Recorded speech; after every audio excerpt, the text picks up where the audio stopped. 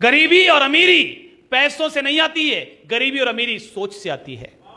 हमारी समस्या पैसे ना होना नहीं है, हमारी समस्या वो सोच है जो हमको अमीर बनने से रोकती है। इस सोच को बदलने के लिए ही ये माहौल है।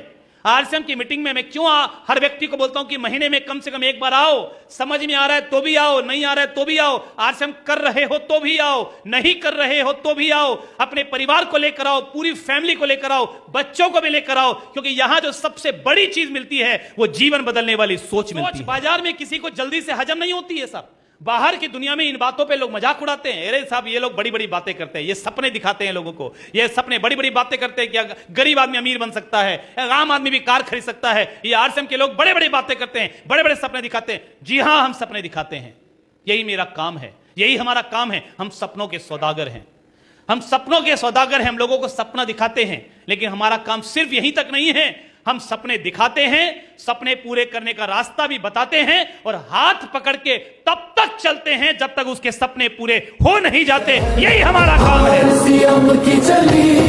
आपको आरसीएम में कामयाब होने के लिए क्या नहीं चाहिए? आरसीएम में कामयाब होने के लिए कोई एजुकेशन, डिग्री, क्वालिफिकेशन की जरूरत नहीं है, कोई एकेडमिक एजुकेशन की जरूरत नहीं है।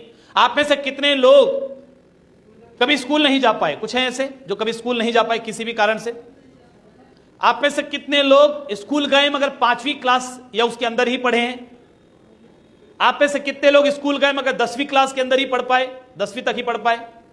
कितने लोग कॉलेज नहीं जा पाए, खाली स्कूल पढ़ पाए?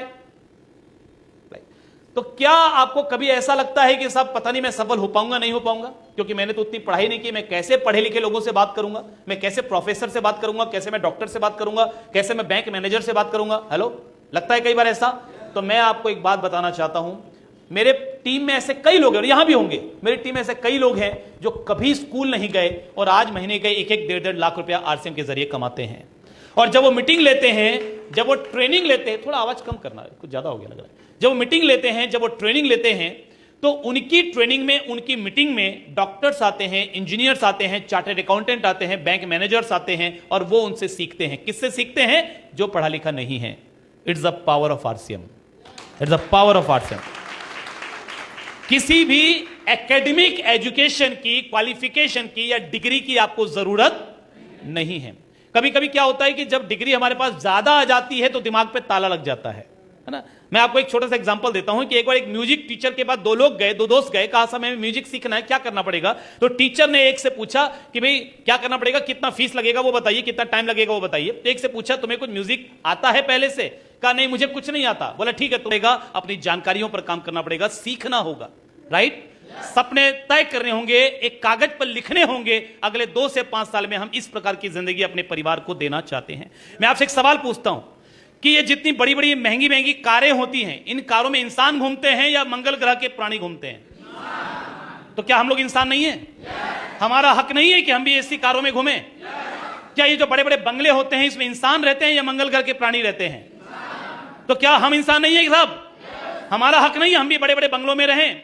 हमारे भी परिवार के पास, हर व्यक्ति के पास अलग अलग कमरा हो, परिवार में, घर में हर चीज की सुविधा हो, हमारे बच्चे भी अच्छे स्कूलों में पढ़ें। है या नहीं है हमारा हक?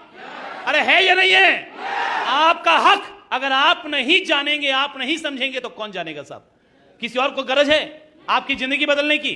नहीं है साहब। हम यहां पर मीटिंग लेंगे, सेमिनार लेंगे, हम सबके लिए बातें करते हैं। जो करना चाहेगा उसके साथ मिलकर चलेंगे, जो नहीं करना चाहेगा उसकी खुशामद नहीं करेंगे सब। हमें भी गरज नहीं है, आपको भी गरज नहीं है, किसी को गरज नहीं है किसी और की जिंदगी बदलने की। हेलो, जब तक व्यक्ति खुद तैयार नहीं होगा, स्वयं भगवान भी आ जाए तो उसकी जिंदगी को बदल नहीं सकते साहब।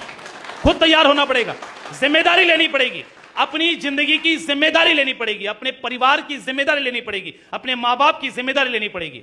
हम देखते ही नहीं है साहब, आंखें बंद करके जीवन जीने की कोशिश करते हैं। परिवार में दुख है, तकलीफ है, छोटी छोटी चीजों के लिए समझौता है, दर्द है, लेकिन हम उन चीजों से मुंह मोड़ लेते हैं। क्या आज कितने लोग ये संकल्प लेने के लिए तैयार हैं कि सर अगले 2 से 5 साल इतनी मेहनत करेंगे कि परिवार का हर सपना पूरा हो जाए? तैयार हैं? तैयार हैं? बगल वाले से हाथ मिलाइए, बोलिए मैं तैयार हूं। हम बगल वाले मिलाइए, बगल वाले साथ मिलाइए, बोले मैं तैयार हूं।